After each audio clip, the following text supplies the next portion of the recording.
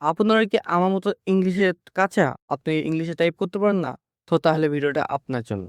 তো কিভাবে ইংলিশে টাইপ করবেন সেটা আপনাদেরকে দেখাই দেব। তো তার জন্য সর্বপ্রথম আপনাদের যেকোনো একটা যাকে পাঠাবেন তার অপশনে যাবেন।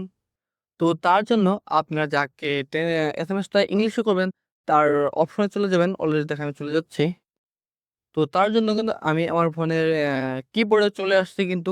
তো আশা করি আপনারা দেখতে পারবেন যে এইখানে যে তো এখানে দেখতে পারবেন যে লেখা থাকে 3 ডট যে অপশন থাকে সো এই 3 ডট অপশন একটা ক্লিক করে দিবেন।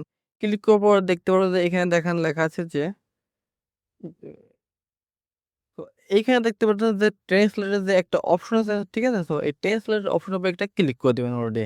ক্লিক করার পরে আপনার এখান থেকে বাংলা টু ইংলিশ বা ইংলিশ টু বাংলা লিখে দিবেন। তো এখানে দেখতে পাচ্ছেন আমি বাংলা টু ইংলিশ করে রাখছি, ঠিক আছে? তারপর দেখেন আমি এখানে লিখি।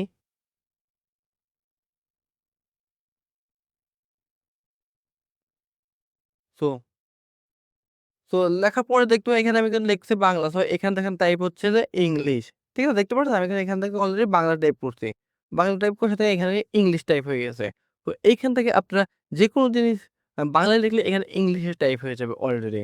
তো আমি যদি এখান থেকে আপনারা যদি ভয়েস ওভার করেন, তো ভয়েস ওভার করার সাথে কিন্তু এখান থেকে ভয়েস ওভার নিয়ে নিবে। তো ভিডিওটা দেখে যদি একটু ভালো লেগে থাকে বা উপকার হয়ে থাকলে অবশ্যই চ্যানেলটি সাবস্ক্রাইব করবেন এবং ফেসবুক পেজটা অবশ্যই ফলো দিয়ে পাশেই থাকবেন।